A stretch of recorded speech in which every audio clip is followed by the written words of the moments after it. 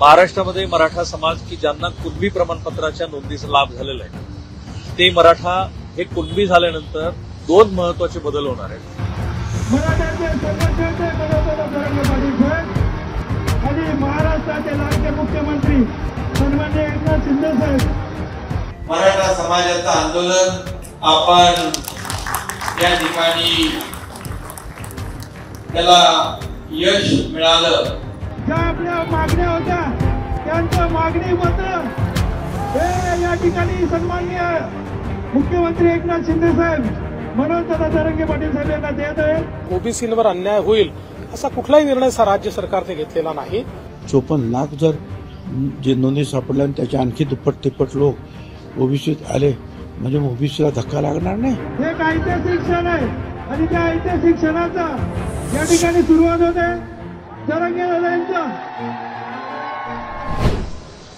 नमस्कार, मी राहुल कुलकर्णी. जगभरातल्या सर्व प्रेक्षकांचं स्वागत आहे. दोन मुद्दे मी टॅग केलेत मधल्या ओळीमध्ये. एक, महाराष्ट्रामध्ये मराठा समाज की ज्यांना कुणबी प्रमाणपत्राच्या नोंदीचा लाभ झालेला आहे ते मराठा हे कुणबी झाल्यानंतर दोन महत्वाचे बदल होणार आहेत. एक बदल हा केंद्रीय पातळीवरती असणार आहे आणि दुसरा बदल हा निवडणुकीच्या संदर्भात. श्री छगन भुजबळ यांची कालची पत्रकार परिषद जर तुम्ही ऐकली असेल तर त्या पत्रकार परिषदेमध्ये महाराष्ट्र आणि केंद्र यातल्या ओबीसी यादीची तुलना त्यांनी करून सांगितली, थोडासा स्पर्श केला आणि त्यातनं एक गोष्ट अशी प्रतीत होते, अशी दिसते की महाराष्ट्रामध्ये मराठा समाजाला कुणबी प्रमाणपत्र मिळाल्यानंतर महाराष्ट्रातल्या आरक्षणाची मर्यादा आणि केंद्रीय यादीमध्ये असलेल्या कुणबी या जातीच्या समावेशाची गोष्ट हा मोठा फरक असणार आहे. आधी महाराष्ट्रातलं आरक्षण आपण समजून घेऊ. आणि जो दुसरा मुद्दा मी टॅग केलाय की एकदा ही अधिसूचना मान्य झाली, हरकती आल्या ज्या लाखोच्या संख्येनं याव्यात अशी श्री छगन भुजबळ आणि श्री मनोज जरांगे पाटील यांची पण मागणी आहे, त्यानंतर प्रत्यक्षात महाराष्ट्र विधिमंडळामध्ये या अधिसूचनेवरती कायदा होईल का, त्यातली काय राजकीय अडचण असू शकते किंवा अगदी सहजपणे ते होणार.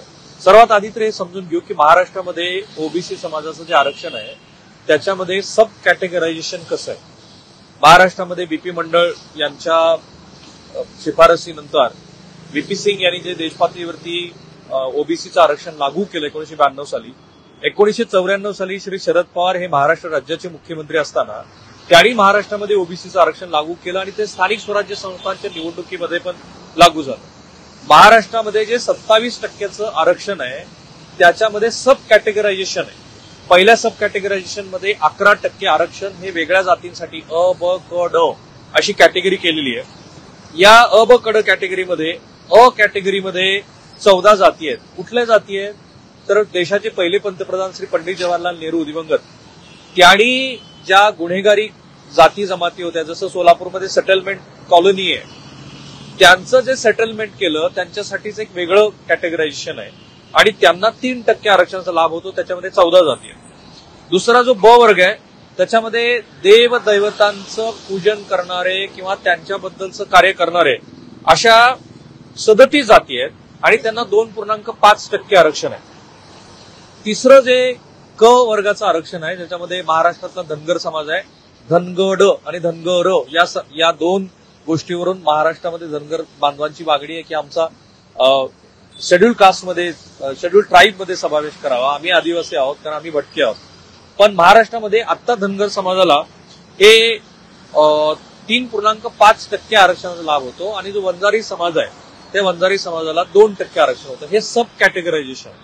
दुसरे जे इतर ओबीसी आहेत त्यांच्याशिवाय 2% केंद्रीय पातळीवरती जसा ईसीबीसी म्हणजे आहे ह्या ओबीसी मध्ये सुद्धा शैक्षणिकदृष्ट्या आर्थिकदृष्ट्या अत्यंत मागास, जसं आता रोहिणी कमिशन आलेलं आहे, ते रोहिणी कमिशन याचा शोध घेत आहे की देश पातळीवरती ओबीसी समाजामध्ये सुद्धा कुठल्या अशा जाती आहेत की ज्यांना प्रत्यक्ष आरक्षणाचा अद्यापही थेट असा लाभ झालेला नाही. तर यांच्यासाठी महाराष्ट्रामध्ये असे अत्यंत पिछडे असं 2% आरक्षण आहे आणि उर्वरित प्रवर्गासाठी 17% आरक्षण. श्री छगन भुजबळ यांचं तेच म्हणणं होतं की महाराष्ट्रामध्ये मुळातच ओबीसीचं जे आरक्षण आहे ते 10% कमी झालेलं आहे, म्हणजे हे जे कॅटेगरायझेशन झाले आणि त्याच्यामध्ये आता मराठा समाज येणार आहे. पण मराठा समाजासाठी जे कुणबी प्रमाणपत्र घेतील त्यांच्यासाठी केंद्रीय पातळीवरती सर्वात मोठा बदल आहे. तो बदल असा आहे की केंद्रीय पातळीवरती कुठलंही कॅटेगरायझेशन नाहीये. केंद्रीय पातळीवरती हे असे सब टेक्स्ट सब कॅटेगरी नसल्यामुळं केंद्रीय पातळीवरती शिक्षण आणि नोकरीमध्ये जे 27% आरक्षण आपल्याकडे 1927 साली ब्रिटिशांनी जातनिहाय जनगणना केली, त्यानंतर जातनिहाय जनगणना झालेली नाही. बीपी मंडल यांनी जे की बिहार राज्याचे केवळ 1 दिवसाचे मुख्यमंत्री होते, त्यांनी जो मंडल आयोग लागू केला तो 1927च्या गृहीतकावर आधारित आहे. तर त्याप्रमाणे केंद्र सरकारनं हे जे ओबीसीचं आरक्षण लागू केलं ते शैक्षणिक आणि नोकरीमध्ये आहे. तो लाभ मराठा कुणबी या जात प्रवर्गाला केंद्रीय नोकऱ्यामध्ये आणि शिक्षणामध्ये होऊ शकतो. तो सगळ्यात मोठा फायदा आहे. तो फायदा अशा अर्थाने की तुम्हाला इकॉनॉमिकली बॅकवर्ड अशा पद्धतीचं एकदा तुम्ही प्रमाणपत्र घेतलं की त्यानंतर मग केंद्रीय 27% आरक्षणाचा लाभ होईल. महाराष्ट्रामध्ये सब कॅटेगरायझेशन मध्ये मराठा समाजाला जास्तीत जास्त 17% आरक्षणाचा लाभ होणार. दुसरा जो राजकीय मुद्दा आहे त्याच्या आधी कालपासून आलेल्या प्रतिक्रिया कशात बघा. महाराष्ट्र राज्याचे उपमुख्यमंत्री श्री देवेंद्र फडणवीस असं म्हणतायत की आम्ही ओबीसीवरती अन्याय होऊ दिलेला नाहीये.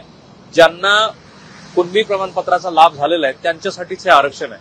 आता हे खरं म्हणाल तर मनोज जरांगे पाटील यांचं असं म्हणणं आहे की सगळे सोयरे हा शब्द आल्यामुळं महाराष्ट्रातल्या 2.5-3 कोटी मराठा बांधवांना त्याचा लाभ होणार आहे. देवेंद्र फडणवीस म्हणतात की असं होणार नाही. सोलापूर जिल्ह्याचे पालकमंत्री आणि या राज्याचे मंत्री चंद्रकांत पाटील हे आणखी वेगळा सूर लावतात. त्यांच्या मते जो संभाजी ब्रिगेडचे प्रदेशाध्यक्ष प्रवीण गायकवाड यांच्या जवळपास जाणारा तो सूर आहे. त्यांच्या मते हे स्वतंत्र आरक्षण घेतल्यामुळं जे इकॉनॉमिकली बॅकवर्ड असलेले केंद्र सरकारनं ज्यांना आरक्षणाचा लाभ दिला आहे अशा जातीमध्ये महाराष्ट्रामध्ये मराठा समाज हा आता वगळला जाईल. कारण त्यांना त्या आरक्षणाचा लाभ घेता येणार नाही. नियमानुसार तुम्ही कुठल्याही एकाच आरक्षणाचा लाभ घेऊ शकता. खुला प्रवर्ग म्हणजे ओपन फॉर ऑल असतो हे मान्य केलं तरी सुद्धा तुम्ही एकदा ओबीसीचं प्रमाणपत्र घेतलं की मग तुम्हाला इकॉनॉमिकली बॅकवर्ड अशा जातीच्या आधारावरती आरक्षण मागता येणार नाही. चंद्रकांत पाटील यांचं असं म्हणणं आहे की महाराष्ट्रामध्ये 77 अशा जाती आहेत की ज्यांना इकॉनॉमिकली बॅकवर्ड या आरक्षणाचा लाभ होतो आहे, ज्याच्यामध्ये 8-8.5% आरक्षण हे मराठा समाजाला त्याचा आत्ता लाभ होतोय आर्थिकदृष्ट्या मागास प्रवर्गातनं. आता तो मिळणार नाही. आणि मग उर्वरित जात घटकामध्ये त्यांच्या मते लिंगायत, ब्राह्मण आणि मराठा या 3च जाती अशा होत्या की ज्या आर्थिकदृष्ट्या मागास प्रवर्गातनं आरक्षणाचा लाभ घेत होत्या. आता मराठा समाज त्यातनं बाजूला जाईल आणि सर्वसाधारणपणे महाराष्ट्रात काय होईल याचा आपल्याला अंदाज येईल. पंकजा मुंडे यांनी थोडासा वेगळा सूर लावला. त्या असं म्हणाल्या की कालपर्यंत तुम्ही लाख मराठा एक मराठा म्हणत होता, आता तुम्ही एक ओबीसी लाख ओबीसी अशा पद्धतीची भूमिका घ्या. विजय वडेट्टीवार यांचं असं मत आहे की जे राज्याचे विरोधी पक्षनेते ते असं म्हणतायत की या आरक्षणाचा कुठेही लाभ होणार नाही, पण जे काही प्रयत्न सुरू आहेत ते प्रयत्न हे महाराष्ट्रामधल्या ओबीसी जातींना ध्वस्त करण्याचे. आता जो दुसरा मुद्दा आपण टॅग केलाय तो म्हणजे याच्यातनं ओबीसी प्रमाणपत्र घेतल्यानंतर मराठा समाजाला सर्वात मोठा लाभ राजकीय दृष्ट्या कुठे होईल, जो छगन भुजबळ यांनी सांगितला. तो ऑब्व्हियसली असा आहे की 1994 साली स्थानिक स्वराज्य संस्थांच्या निवडणुकीमध्ये जे मराठा समाजाला ओबीसी समाजाला 27% आरक्षणाचा लाभ झालेला आहे, तो लाभ आता मराठा समाजातल्या कुणबी प्रमाणपत्र घेणाऱ्या मंडळींना मिळणार आहे. म्हणजे स्थानिक स्वराज्य संस्थांच्या ग्रामपंचायतीपासून ते जिल्हा परिषदेच्या अध्यक्षपदापर्यंतच्या निवडणुकीमध्ये कुणबी प्रमाणपत्र असलेले मराठा बांधव हे या निवडणुकीसाठी उभे राहू शकतात आणि ते निवडून सुद्धा येऊ शकतात. आणि छगन भुजबळ यांचं असं म्हणणं आहे की त्यामुळे 18 पगड जाती आणि 12 बलुतेदार आलुतेदार या मंडळींचं राजकीय आरक्षण संपलेलं आहे. आता त्याचा दुसरा अर्थ असा होऊ शकतो की मराठा कुणबी प्रमाणपत्र घेतलेल्या मंडळींचं जे राजकीय लाभाची गोष्ट असेल तीही असेल. तिसरा मुद्दा मी टॅग केलाय की समजा अधिसूचना सगळ्या आल्या तर त्याचं महाराष्ट्राच्या विधिमंडळामध्ये कायद्यात रूपांतर करावं लागेल. ते कायद्यात रूपांतर करण्यासाठी महाराष्ट्रामध्ये सगळ्या आमदारांचा पाठिंबा लागेल. महाराष्ट्रामध्ये जे 288 आमदार आहेत विधानसभेतले आणि 77 विधान परिषदेतले, या आमदारांनी आजपर्यंत सार्वजनिक जीवनामध्ये अशी भूमिका घेतलेली आहे की आमचा मराठा समाजाच्या आरक्षणाला विरोध नाही, परंतु ते ओबीसीचं काढून देण्यासाठी आमचा या अशा पद्धतीच्या कुठल्याही प्रयत्नाला विरोध असेल. भारतीय जनता पार्टीचे 105 आमदार आहेत. उद्धव ठाकरे गटाचे जे काही आमदार असतील त्यांची पण उद्धव ठाकरे यांनी घेतलेली भूमिका पाहता, नाना पटोले जे काँग्रेसचे प्रदेशाध्यक्ष आहेत त्यांची भूमिका पाहता, राष्ट्रवादी काँग्रेसचे सर्वेसभा श्री शरद पवार यांची भूमिका पाहता, या सगळ्यांनी जी भूमिका घेतलेली आहे की ओबीसी प्रवर्गातनं मराठा समाजाला आरक्षण नको, ही जाहीर भूमिका महाराष्ट्र राज्याच्या विधिमंडळामध्ये ज्या वेळेला हा कायदा बहुमतासाठी येईल त्यावेळेला मराठा समाजाच्या बाजूनं घेणं ही अवघड गोष्ट आहे. कारण महाराष्ट्रामध्ये मराठा समाज हा संख्येनं अधिक असला तरी सुद्धा ओबीसींचा एकत्रित जात समूह हा मराठा समाजापेक्षा कितीतरी अधिक आहे आणि तो राजकीयदृष्ट्या सुद्धा अलीकडे फार सजग होत चाललेला आहे. त्यामुळे फक्त अधिसूचना निघाली म्हणून त्याचं कायद्यात रूपांतर होईल ही वाट खडतर आहे.